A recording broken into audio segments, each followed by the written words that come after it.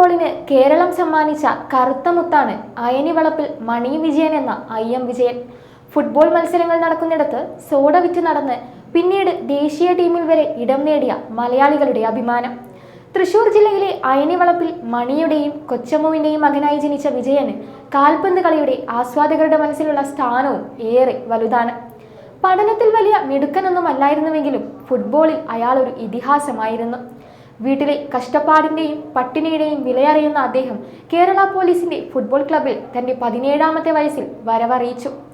JCT, Churchill Brothers, Mohan Bhagat, Kerala police football club തുടങ്ങിയവയിലൊക്കെ ബൂട്ടണിഞ്ഞ വിജയൻ ഒരുപാട് ഗോളുകളും സ്വന്തമാക്കി. 1999 സൗത്ത് ഏഷ്യൻ ഫുട്ബോൾ ക്ലബ്ബ് ജയിച്ച ഇന്ത്യയുടെ നെടും തൂണായിരുന്നു അദ്ദേഹം. അന്ന് വരെയുള്ള അന്താരാഷ്ട്ര ഫുട്ബോളിലെ ഏറ്റവും വേഗതയേറിയ ഗോളായിരുന്നു IM വിജയന്റേത്. ജീവിതത്തിൽ തോൽക്കാൻ ഏറെ കാരണങ്ങൾ ഉണ്ടായിട്ടും അതൊക്കെ തന്റെ കാൽപന്ത് കളി പോലെ പന്ത് തട്ടുന്ന ലാഘവത്തോടെ തട്ടിത്തെറിപ്പിച്ചാണ് അദ്ദേഹം തന്റെ ജീവിതത്തിലെ ഇന്നേ കാണുന്ന വിജയങ്ങളൊക്കെ നേടിയത്. പഴന്തുണികളും മറ്റും കെട്ടി നിറച്ചുണ്ടാക്കുന്ന പന്തുപയോഗിച്ച് സന്ധ്യയാകുവോളം നാട്ടിലെ പാടങ്ങളിലും മറ്റും നടക്കുന്ന കാൽപന്ത് കളിയായിരുന്നു പിന്നീട് അങ്ങോട്ടുള്ള അദ്ദേഹത്തിന്റെ വളർച്ചകൾക്കൊക്കെ മുതൽക്കൂട്ടായത്. 5ാം ക്ലാസ്സിൽ 5 കൊല്ലം തോറ്റ കുട്ടി എന്ന തന്റെ റെക്കോർഡ് തകർക്കാൻ താൻ ആരെയും അനുവദിച്ചിട്ടില്ലെന്ന് അദ്ദേഹം ഇടയ്ക്ക് തമാശയായി പറയാറുണ്ടെങ്കിലും പഠിക്കാൻ പിറകോട്ടായ ആ കുട്ടിയിലെ കാൽപന്ത് കളിയോടുള്ള അടങ്ങാത്ത ആവേശം മനസ്സിലാക്കി കൂടെ നിന്ന അധ്യാപകർക്കും അദ്ദേഹത്തിന്റെ വളർച്ചയിൽ ഏറെ പങ്കുണ്ട്. അതിൽ എപ്പോഴും അദ്ദേഹം പറഞ്ഞു വെക്കുന്ന ഒരു പേരുണ്ട്: പ്രഭാവതി ടീച്ചർ.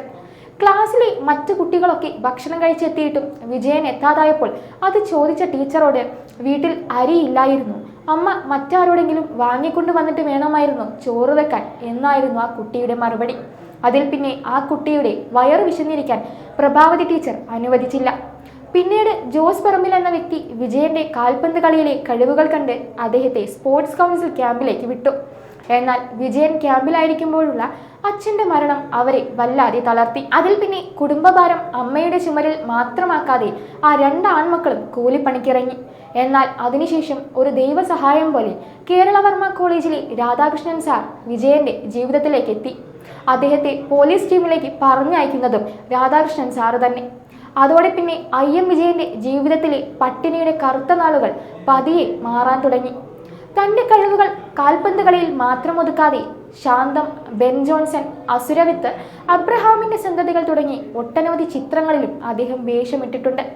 ഈ മാസം 30ഓടുകൂടി തന്റെ പോലീസ് സർവീസിൽ നിന്ന് വിരമിക്കുന്ന IM വിജയന് പ്രൗഢഗംഭീരമായ യാത്രയയപ്പാണ് നൽകിയിരിക്കുന്നത്. മലപ്പുറത്ത് MSP അസിസ്റ്റന്റ് കമാൻഡന്റ് പദവിയിൽ നിന്നാണ് വിജയന്റെ പടിയിറക്കം.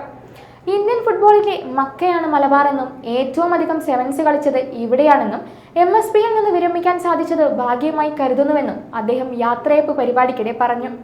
തന്റെ പിറന്നാൾ ദിനത്തിലാണ് പോലീസ് സേനയിൽ നിന്ന് പടിയിറങ്ങുന്നത് എന്നത് ഏറെ സന്തോഷകരമാണെന്നുമായിരുന്നു അദ്ദേഹത്തിന്റെ അഭിപ്രായം. സർവീസിൽ നിന്ന് വിരമിക്കലിന് ശേഷവും ഫുട്ബോളുമായി ബന്ധപ്പെട്ട കാര്യങ്ങൾ തുടരുമെന്നും ഫുട്ബോൾ അക്കാദമി തുടങ്ങുക എന്ന ലക്ഷ്യമുണ്ടെന്നുമൊക്കെ അദ്ദേഹം പറഞ്ഞു.